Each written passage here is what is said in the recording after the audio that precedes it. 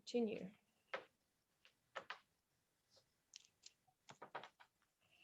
Right. Oh, that's a bit scary. Hi. Hi. Good afternoon, ladies and gentlemen, and people from all walks of life. This is a meeting or an idea I had a couple of weeks ago. I teach at an all-girls school, and I work really, really hard to get my subject growing, and especially the world of geography. And, you know, every year we get to the stage where it's grade 9 time and it's subject choice 9. And the kids all say, "Ma'am, we love geography, but what can we do with it?" And that's where we came to with this whole presentation today.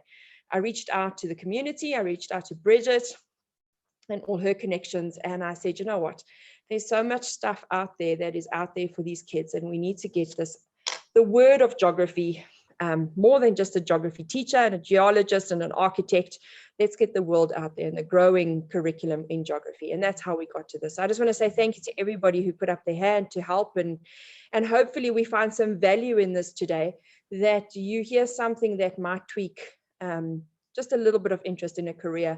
And once you hear what's out there, please reach out to your community, reach out to your teachers, reach out to the universities.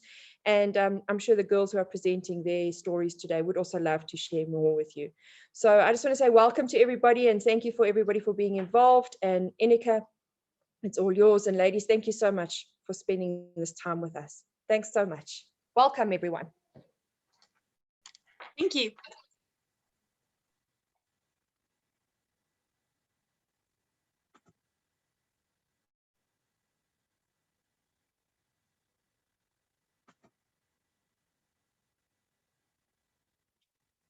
Alrighty, I'm just popping together to share my screen.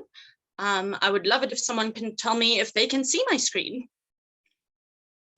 Yes, it's awesome. If we can just go into the slideshow, then that would be great.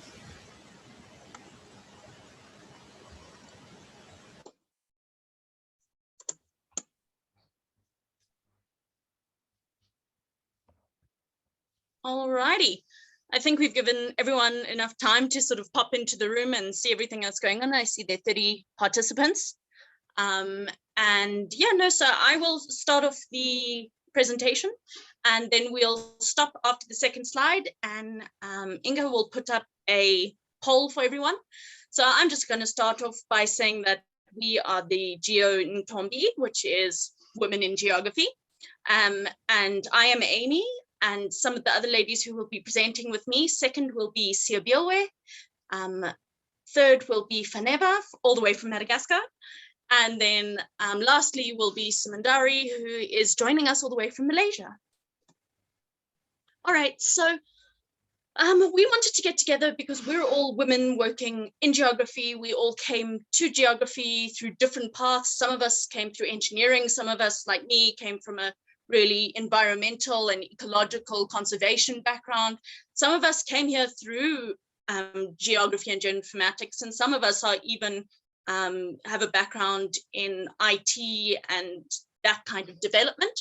So there are a lot of interesting places that geography has a background in.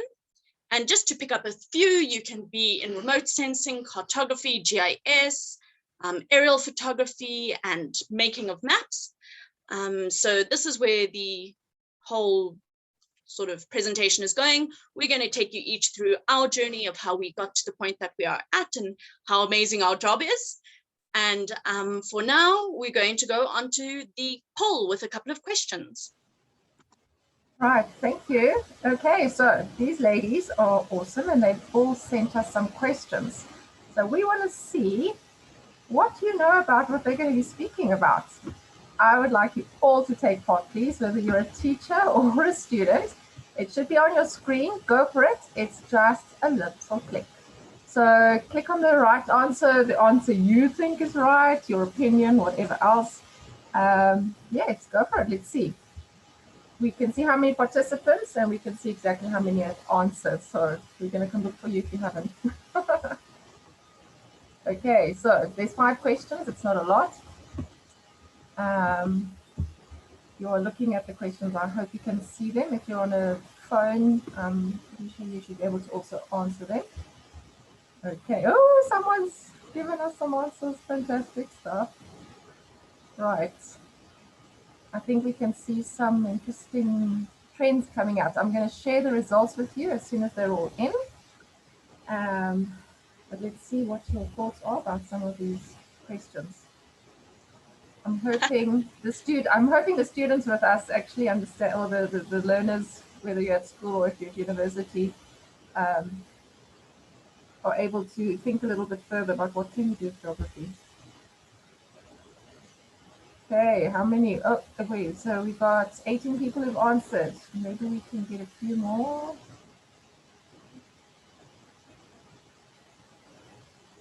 Let's give you a few more minutes. Well, not too many minutes, right?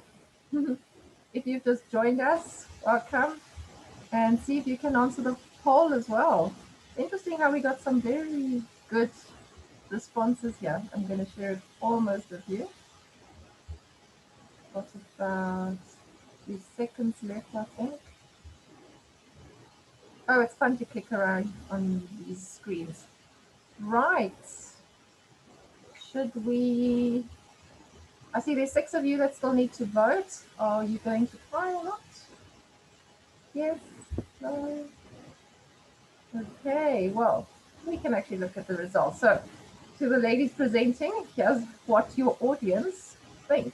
Okay, so I'm going to share the results on your screen and you can tell me if you don't see it, but I think you can see it. So, does the career in geography allow for flexible work hours?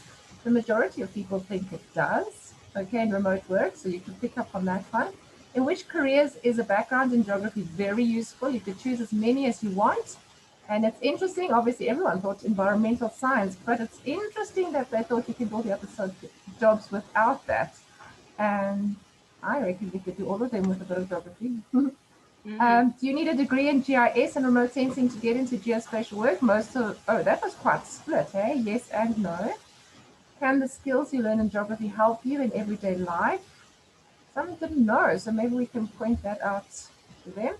And are there more men or women in geoinformation sciences? I reckon that's pretty obvious, right? Thanks, Amy. You can carry on now. Alrighty, brilliant.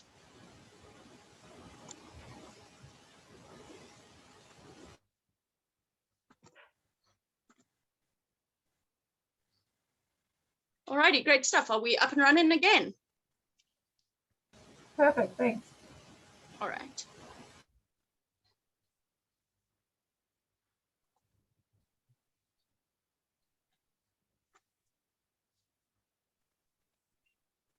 Alrighty, so I'm going to move on to just introducing myself and the journey I've taken to sort of get here.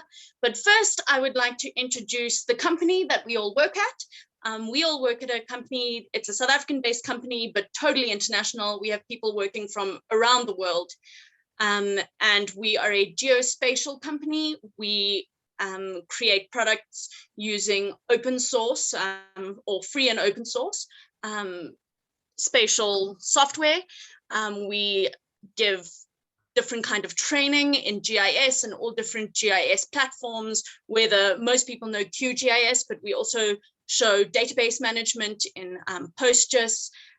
We can also show GeoNode, which is an amazing web mapping platform where you can share data, and everything we do has a location aspect. That's all that you need to make a geo. You need a location attached to whatever you're doing. But if you think about it, most things have a location attached to them. For example, I'll give an ecological example. If you are going to collect different types of birds that you see, you would like to know the location at which you collected that point or that bird information. That is geography, that's location based. If you are a journalist who needs to create a map showing where conflict is happening in the Middle East, those are geography skills that you need to use in order to make that map or visualize what is happening. So there's such a wide range of things that geography just sort of sneaks into. So that's what we're going to go into now. So please have a look at Contoso. Check us out on the social medias. We are on every social media you can think of, except TikTok. Yeah, that would be odd. And please do check us out. On to me. So I'm a master's graduate in environmental sciences and geography. And at school, I made the decision between geography and art, to the great distress of my geography teacher, Mrs. A. Shout out to Mrs. A. She was not pleased that I didn't decide to take geography. And it was a decision I've always regretted because of the path that I took later on. So when I got to university, I decided I was going to go into medicine because this is what I'm going to do. And then I discovered that I don't like people. So I moved on to something that interested me more. And I took some ecology subjects and some botany, and I ended up doing environmental sciences, a large part of which is working with geography and GIS skills. And that's where I got to going through my university career. And my general passions are using GIS skills or GIS programs to solve environmental problems and ecological problems. I like to know different biodiversity statistics of an area. I'd like to be able to visualize them on a map. I really enjoy making beautiful maps. As you know, I took art at school, so having a creative flair really helps with cartography. You have that background, you immediately know what kind of design will look good, or composition, what will look nice. If you have massive icons, it's going to look weird. And generally, I'm an active member of the GIS community, particularly the QGIS community. One of the most amazing initiatives that we started is the QGIS Open Day, which happens monthly. And it's open to anyone. We stream live on YouTube, and people, generally the GIS gurus in the world, come and give sessions on how to use QGIS, cool new things that are being used in the softwares. And it's just a really cool platform that you can go and have a look at. So just check out the QGIS Open Day channel. There are recordings of all the sessions. And that's where I really like to get involved with the GIS community.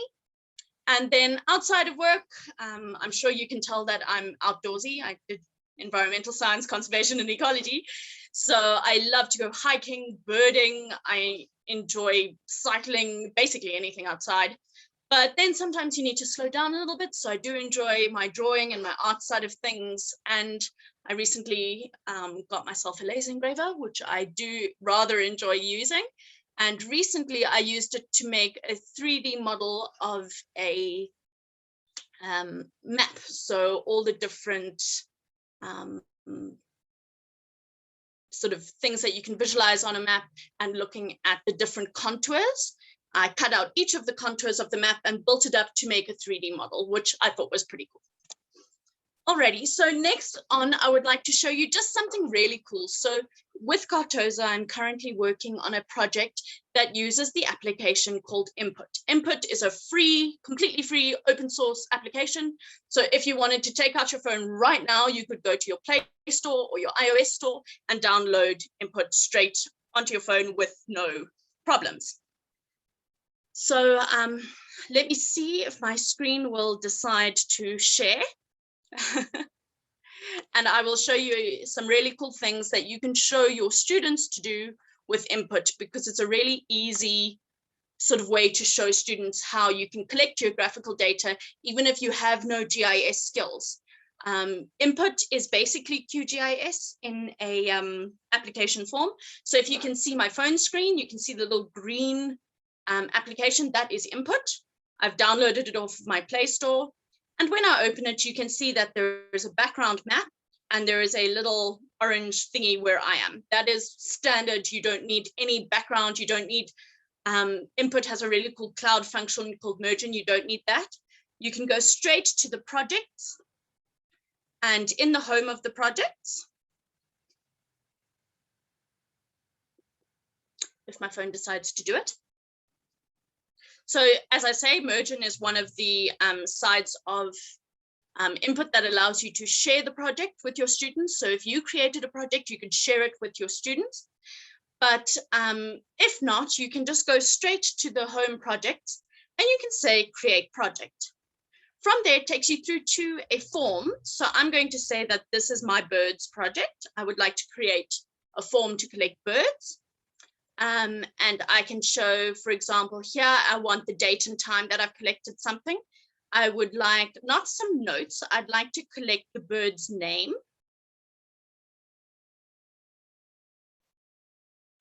And I would like to collect a photo of the bird if possible. I would also like to add a field for the, let's call it habitat type. And you can see this way you can add all sorts of different fields that someone can then collect with a location. So once I'm happy with all the fields that I've made for my little report, I click Create Project. It's as simple as that. Then I can click on the bird project and you will see a map comes up. It works very similarly to Google Maps. I'm zooming in using my phone, just full on zooming in. This is going to take you to where I live. So please don't come and attack me in my house. So what you can then do is you can click on the record function. You can see that I have low GPS accuracy on my phone. It's because I'm sitting inside and can't see the sky. But let's say here in Randburg, in the golf course, I want to add a point because I saw a hoopoe. So I click on the date and you can see the date application comes up. You can fill in your date there, or you can simply just press on the calendar for right now's date and time. So it's very easy to use. I've collected a hoopoe. We can go to our gallery of our phone to collect a photograph. Let's grab a nice picture of a hoopoe. And let's say I saw it in a woodland. Then you press OK, and you press save. And you can see that a point has been dropped onto my map exactly where I saw that bird.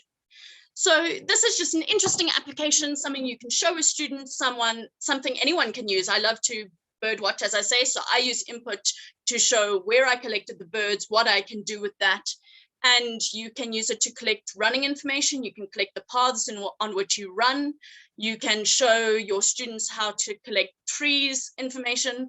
But everything, what's important about it is to have a basis in mapping and understand the geography of the area. And as soon as you understand what you're doing, that's a longitude and latitude point of where the data was connected. You can connect any kind of data to your project. So that is just a little demonstration of something I think is really, really cool that anyone can do and helps you understand the world around you using geography. Alrighty. So next up, I'm going to hand over to my amazing colleague, Siabilwe. She's going to tell you about how she got to working at Contoso, what her favorite things are, and show you some of the cool projects she's working on. Hello, everyone. My name is Siabilwe, and I'm a junior GIS specialist at Contoso. I have a master's degree in GIS and remote sensing. I did it at WITS, but my journey started when I was in high school. Actually, I was fortunate enough to have very, very good and enthusiastic geography teachers. All my geography teachers were just amazing because they had the energy, they just brought life into what geography is. So for me, I knew from the get-go that I think this is where I want to be. And as time progressed, I decided to do a degree in geology, but I decided, no, geology is not what I want. Yes, there are maps, but not what I really love. And then decided to do my honors in geography, and then finally decided to do my master's in GIS and remote sensing. So what I love mostly with GIS is it allows me to, what I love about geography as a whole, before I come to the GIS aspect, is I love the fact that it has opened my eyes into a whole new different world. It has shown me that, like Amy mentioned, you can find geography in different disciplines and you can be able to apply it in those disciplines, and it allows a person to see, for example, like she said, when there is a war in a certain country, if you can't go there, geography will allow you to see what is going on without even being there. So that's what I like. It shows me, it just opened my eyes into a whole new different world, and I love it and I can't get enough of it. And that's why I decided to say, you know what, I'm going to do GIS. It's what I love. I love making maps for a living. Some people think I'm crazy when I say, no, I I make maps. It's not, that's not what GIS is as a whole, but when you say to a person, I do GIS, they'll be like, what is that? So I just say, no, I just make maps. Like, oh, why? But I love the fact that they take me to all the places around the world. I've worked in a project from Benin, Zimbabwe, um, so many projects that I never thought I would be able to travel the world just sitting at home. So also, I may not be a creative, but cartography is like one of the things that I've discovered as when I was working in Contoso, and I've realized that it's actually nice working with compiling a map as a whole that will be used by different people, and you have to put yourself in a place where you say, okay, will a person be able to understand what I've illustrated in this map? So it's an ongoing process where you have to always keep asking yourself, will a person who doesn't know how you make a map, where you got the information, understand what you're doing? So that's the other nice part about it. Apart from me making maps, I also enjoy tutoring a lot. I love tutoring, especially grade 8s and 9s, because I feel like from my background, I didn't get enough exposure in terms of different careers that are there, apart from you doing geography or loving geography as a subject. So for me, it allows me to be able to say, hey, you know what, from my experience, this is what I've learned, this is what I've seen, and I'm able to open other learners' eyes to say, hey, you know what, you don't necessarily have to be a teacher. Look at this is what you can get. So that's why I love tutoring. Other than tutoring, I'm a very quiet person but loud person at the same time. So I love taking photos of flowers. I like walking, I love listening to music, and also I love watching anime as young as I am. So it's so these are most of the things that I like doing. I'm a very down to earth person. I don't like loud things. So this is just me in general. So Amy, project.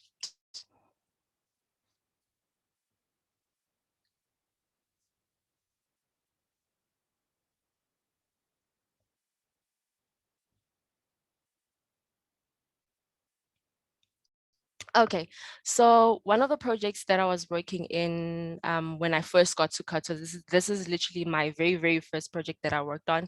And the second map from your left, that's one of the maps that I made. The other maps were made by my other colleagues, and all the maps were combined to make the third map that looks very nice and colorful, the purple shades and yellow shades.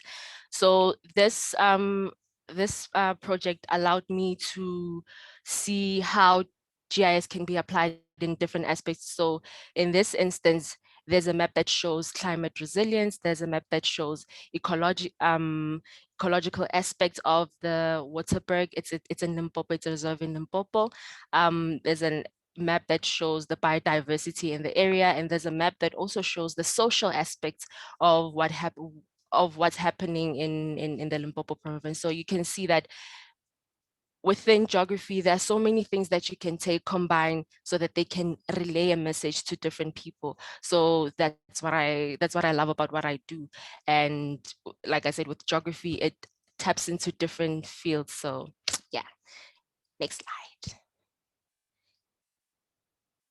And one of my other favorite projects as well was a project that I did for Benin. So it's an electrification platform where they use the data in Benin to be able to check the grids, the electrical grids in their areas, to see if they're working or they're not working, or to see if they still exist or they need construction. So in can I help ESCOM? Hopefully.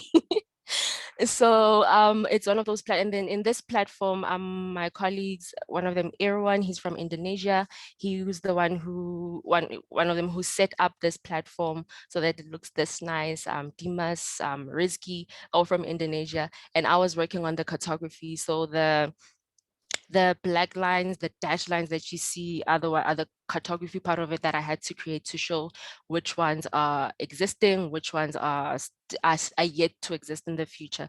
So yeah, that's basically me. All right, brilliant stuff. So we're going to move on next to our lovely colleague all the way from Madagascar, Faneva, and I will just click through to her slide. Over to you. Okay, yeah, thank you, Amy. So, hello, I'm Faneva, and as Amy said, I live in Madagascar, in Antananarivo, and I am developer at Contoso. So, I don't have a GS degree or remote sensing. No, I don't have that. My major was a computer science, and I think it was in the second year of a university, you had a GIS course, but I remember that I missed maybe the first free session of the class. And my classmates told me, no, not to join anymore because our prof is so strict and maybe he doesn't allow, he didn't allow you to join. So I didn't join the class anymore. But I think a year after that, I was an intern at an NGO here in Madagascar. They got a project funded by World Bank. You know, Madagascar is one of the vulnerable countries to a natural disasters. And every year here in Madagascar, many cities are flooded due to cyclones.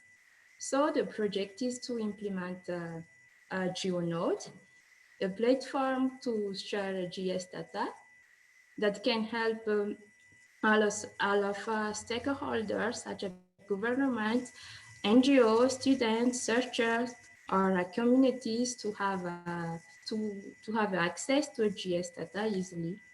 So I work on that project as a developer to implement a GeoNode. Then, thanks to that project, I could attend a training on how to create data on OpenStreetMap. Maybe you know what is an OpenStreetMap, like the Wikipedia of the map, which everyone can create a map or can use it.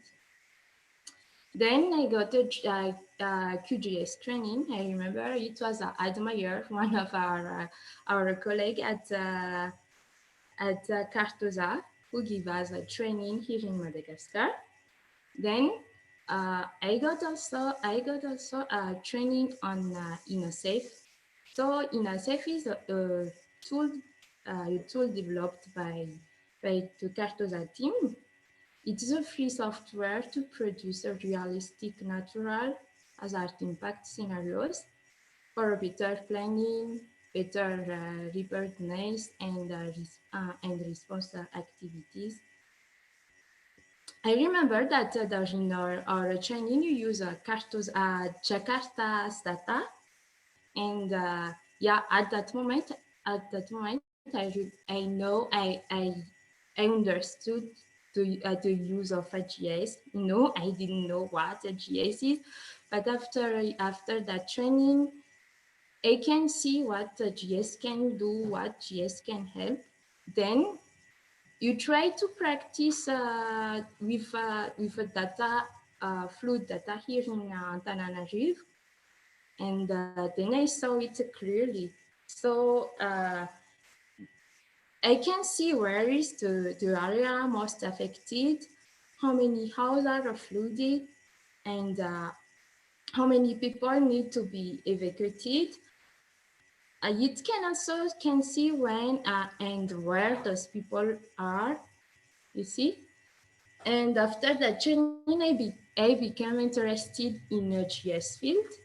So I can see, I could see that GS and maps can help others. I remember in 2018, there was a campaign mapping here in Madagascar to help an organization that would like to provide the medicine for a small isolated village in southeast of Madagascar.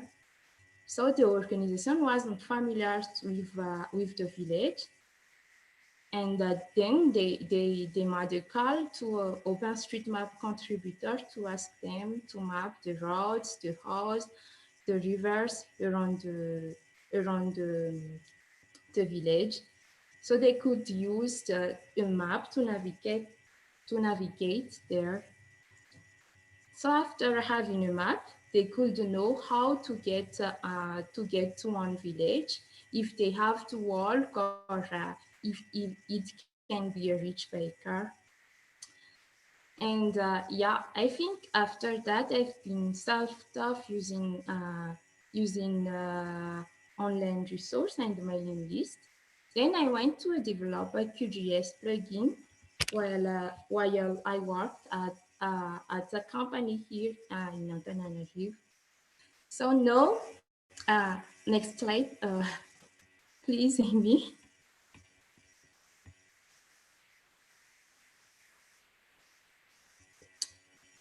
Yes. So now, as a partner member at the Cartosa team, I work on Sansa catalog.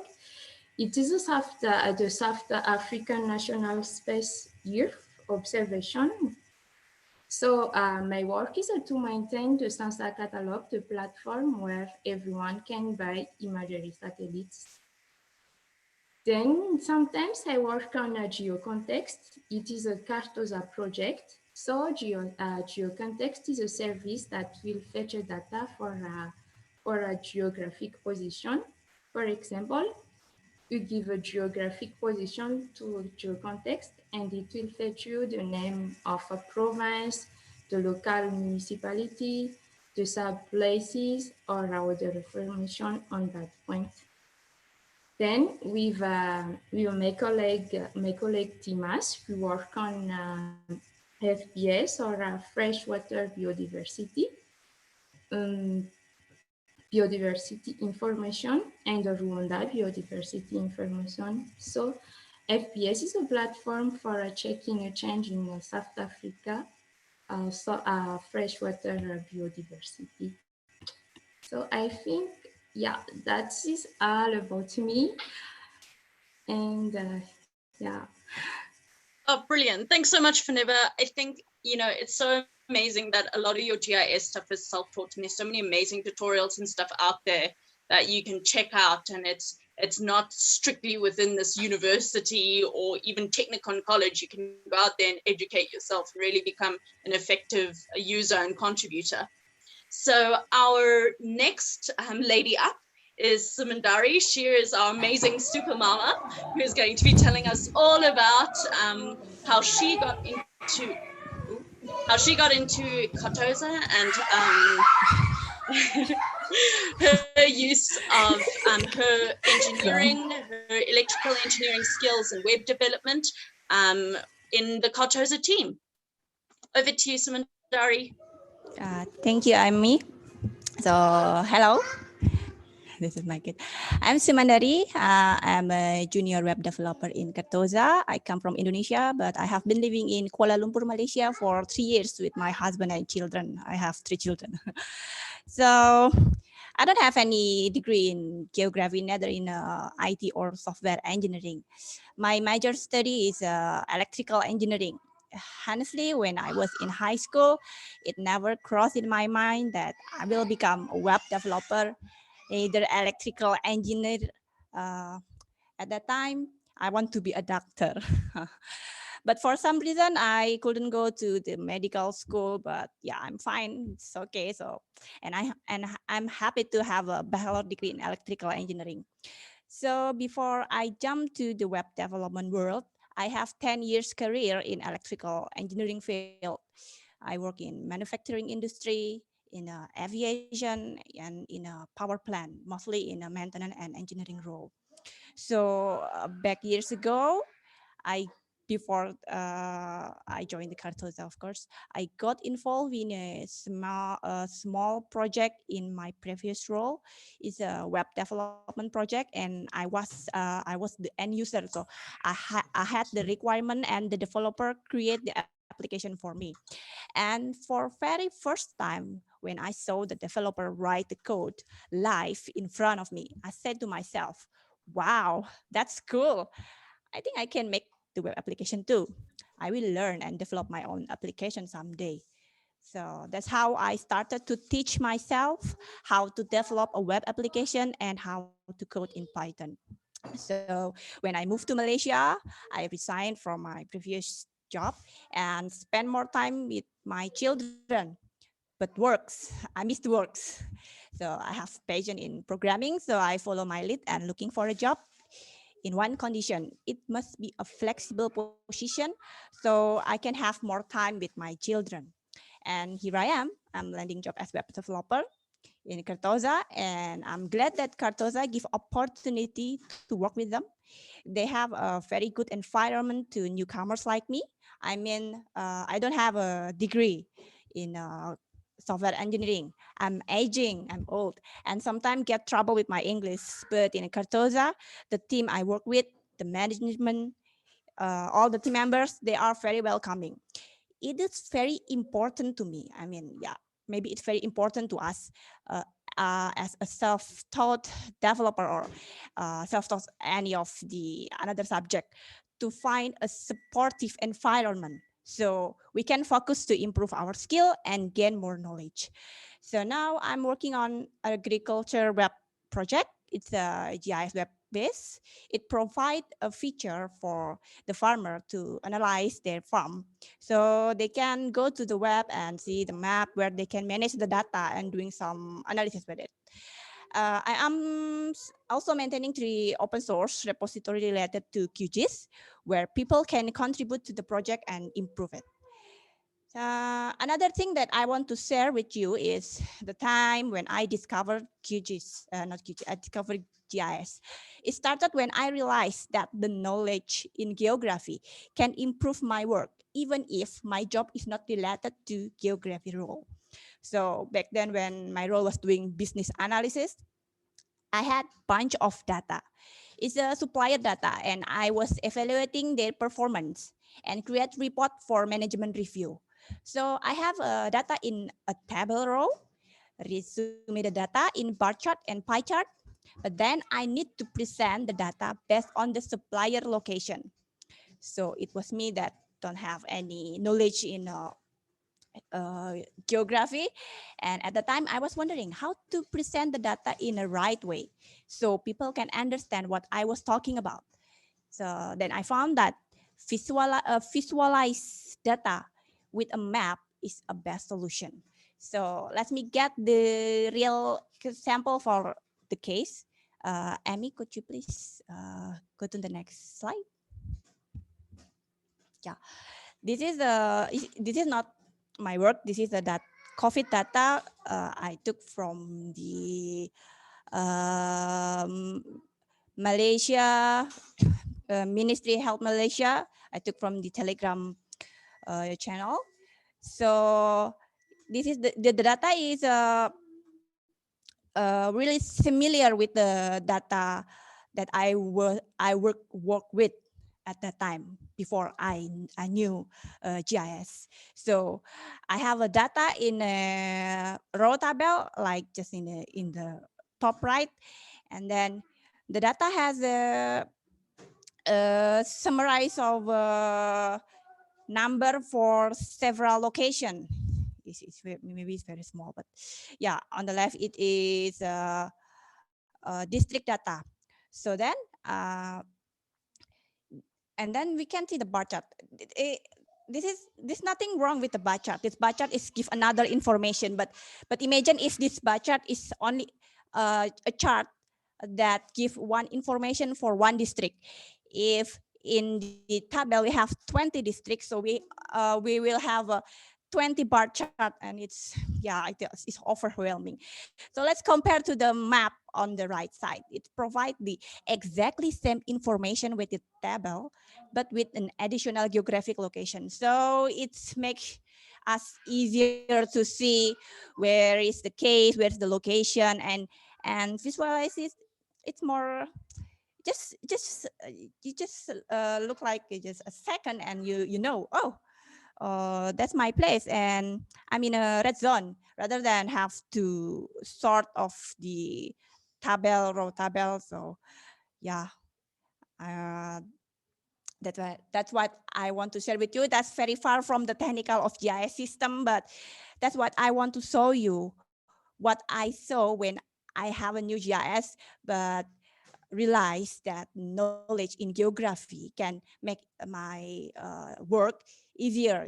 In this case, is to present some data to the audience. Okay, that's from me, Amy. Thank you. Brilliant. Thank you so much, Sumandari. It's so fantastic to see your background and how you came from something completely not geography, and then, you know, developing those skills. And if you'd had those skills, you may have, you know, gone this way, you know, more soon, been indoctrinated into the geography state of world. And I think it's so relevant right now. We've all seen a COVID map with how many cases there are, how many people are affected, all that sort of thing. And if that map did not exist and we were looking at 100 bar charts, no one would know what was going on. So I think, you know, thank you so much for bringing up that everyday, really important use of mapping that everyone understands. But if you didn't have that background in geography, even from primary school level, you would look at a map like that and say, well, it's darker red than lighter red. That means nothing to me. So, you know, in everyday use, it's really, really important to have some kind of background in location management and understand those things. So thank you so much for telling us all about your journey and showing us the cool ways to visualize data with maps. I think that's the end of our presentation. I'm sure now people would like to ask some questions, talk to us, engage, have a bit of an open discussion. So please feel free.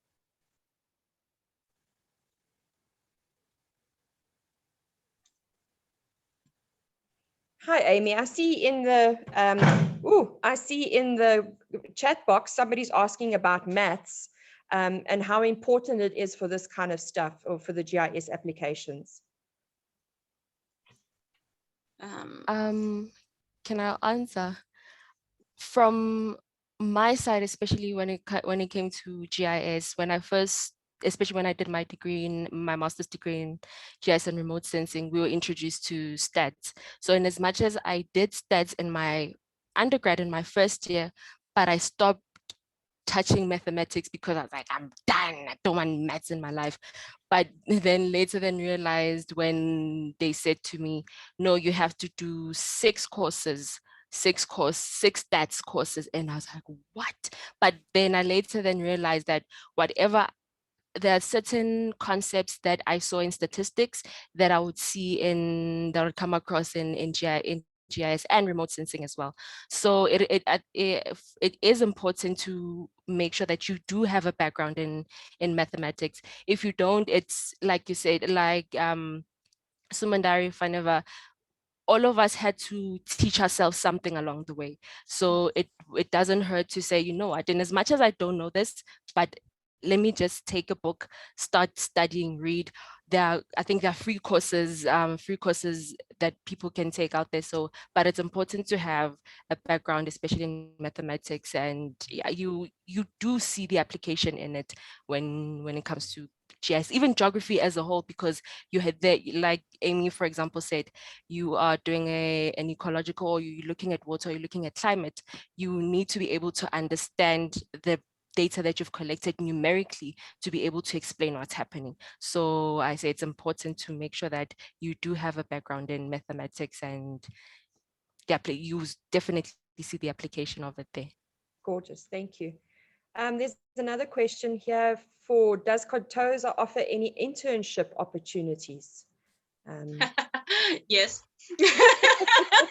Amy. Yes. So actually Contoso this year started with an internship program. Actually, I must give you the link to the blog or the newsletter. We have a whole newsletter where I wrote a story just showing what the internship shows. What was really amazing about the internship, well, specifically for my internship from the beginning of the year, we took on 6 interns.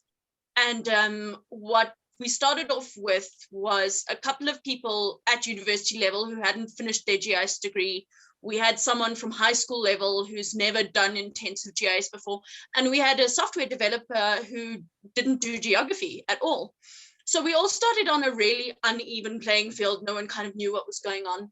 And what was amazing in the internship field is we all kind of got buddied up with someone that helped us out. Contoso was really sensitive towards our passion and what we like to do and what we had a background in. So someone who had a background in developing, yes, they were exposed to GIS and we were given challenges every week to, first of all, make a really simple map in QGIS. We followed our one CEO makes a YouTube series called Road to Nerdvana, which is brilliant. Go and have a look.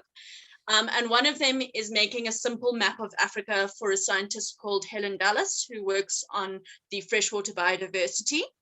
And that was our first challenge, to make a simple map. And from some of us never having even downloaded QGIS before, we were 2 hours in and we'd made a map with the correct projection and labels and all the things we needed to know we had already done. So Contoso does offer internship opportunities. The internships tend to be a 3-month worth of internship, and at the end of it you get a certificate, and you also get a reference letter saying exactly what projects you worked on, what QGIS skills and other GIS skills you developed.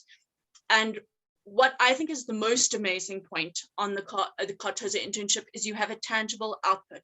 You do a lot of internships and you can't actually show any evidence of what you did, whereas our internships, we are publishing videos on YouTube.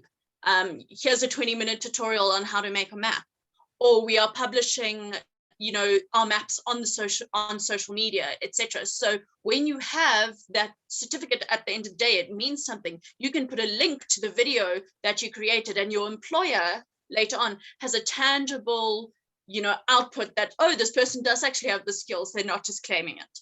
So yes, there are, and we've just taken on 2 new interns as of last week. And yeah, the program is starting up and we will see where it takes us. Can I just say that I love the way you talk about the company like it's part of your soul. I think that is the passion for your subject, the passion for GIS from all 4 of you. It's just incredible. I feel like I just want to jump in and become part of your crew, I tell you. I see that there's a few questions in the chats asking for links. Girls, somebody's asked for the YouTube channel link. If you could maybe send that to us. I'll pop them into the comments right now as we're talking. I will put them all into the comments, but I will send you an email at the end that you can distribute to everyone. Perfect. And then there was one of the young ladies who's joining us. She says, Oratile says, I take physical science, maths, and geography. And I was wondering where this can take me in the world of geography. Besides, so we know that we've got electrical engineers. We've got somebody who started out in medicine and didn't go into medicine. We've got, you've all taken different paths. Is there anything that you can share with us beyond where you currently are in your life and maybe something you considered using physical science, maths, and geography? I can give examples of friends that I have. So most of my friends, we did maths, physical sciences, life sciences, and geography. So what happened was a lot of people decided to do chemical engineering and whatnot. But when I came to the field of geology, because that's what I started with, a lot of people said, okay, because most of us did those subjects and we came in, okay, we want to be geologists. And then all of a sudden, second year, some people were like, you know what, because I'm doing a major in mathematics, some decided to be mathematicians, some decided to do physics, pure physics, and some were able to go into mining engineering because they saw that, oh, because I did geology, I can go into mining. And some even took business courses. They do business. Some of them eventually, when we left when we left geography, after we did our honors, some decided to say, hey, you know what, I came across this company, it does statistics, so I'm going to do statistics. So what I can say is that the subjects that you have, they will open a number of doors for you, because you discover, especially one thing that I've realized, and when I started first, and I said, okay, fine. When I was in high school, I didn't know everything, but I think it's best for you to get as much information as possible in terms of, okay, these are the options that I have depending on the subjects that I'm doing. So from what I can see, research about them, it's important to I always tell my little sister, you know what you want to do, but make sure that you research and you understand that, okay, this is the career that I want. I think I want, because when you get to varsity at times, it's like, do I actually want this? So you come across, so when you get there, it's always good to have subjects.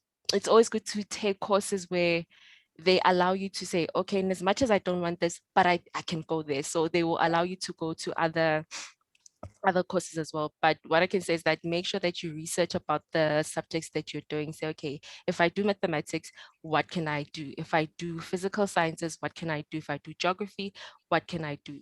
What can I do in terms of a career? So I think it's always best to make sure that you research. Absolutely. I think that's the biggest story about this whole presentation, is about there's so much out there that if you just go and look, we've got people on here from different universities, and there's just so many fields out there that the girls, and especially students that are just getting into the field, I feel that a combination like geography, science, and life science is such a wide spectrum of choices that are out there. So thank you for that. And just research, go onto these university pages, type in your subjects and see what happens. There's really fantastic opportunities out there. It's also, it's, for me, I didn't know what I wanted to do. I thought, I wanted to be a vet, and then I found it depressing. And then I thought, medicine, and that's what I'll do. And then I actually found I really loved environmental science and that side of things. But, you sit in a class in first year and you're sitting in climatology, and you think, well, climatology is actually really topical with climate change right now.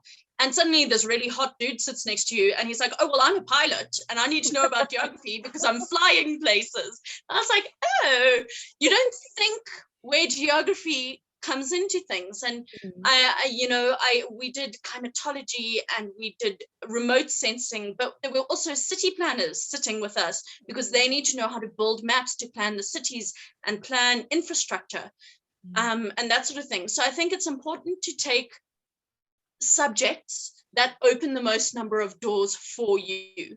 Yeah. But even on the flip side, if you do take something like say maths lit, it's important to understand I know you do a lot of statistics and that side of things, and that is really important in geography, especially human geography. And if you're looking into migration patterns or any kind of something like that, it's important to have that basis. And I think all of us will say that having a background in some kind of artistic skill when you're trying to make a pretty map, some people, orange and green don't go together on maps, people,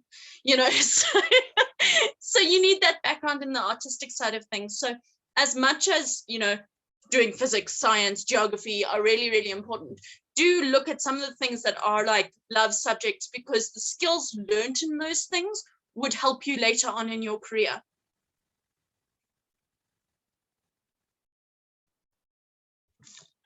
Let me put my mic on. Ladies and gents, I just want to say thank you to these incredible ladies. All four of you are just inspirational. I loved your stories. I love that it is so personal and that you're just celebrating who you are and where your paths have taken you. And I just wish you all the best for your future. good luck with those children and finishing off all your projects and the university and girls, you are inspirational. And I just want to say thank you so much for this time that you've shared with us. My girls are very positive. There's a few sitting here with me and they're just grateful for what you've shared with them. So thank you, thank you, thank you. And I wish you all the best and good luck with all your projects currently. And if there's anything else we'd like to say, I've got all the links, and Enika has said, please, anybody who's attending this webinar, if you want any information, please just email Enika at helpdesk help sector, and she will share all the links with you. And ladies, thank you again very much. And to Bridget and to Gavin for helping us organize this. Everybody have a great, great afternoon. Thank you so much. You're so welcome. Thank you for inviting us. Thanks, ladies. Thank Thanks, you. Enika. Enjoy the rest of the afternoon. Bye. Thank you.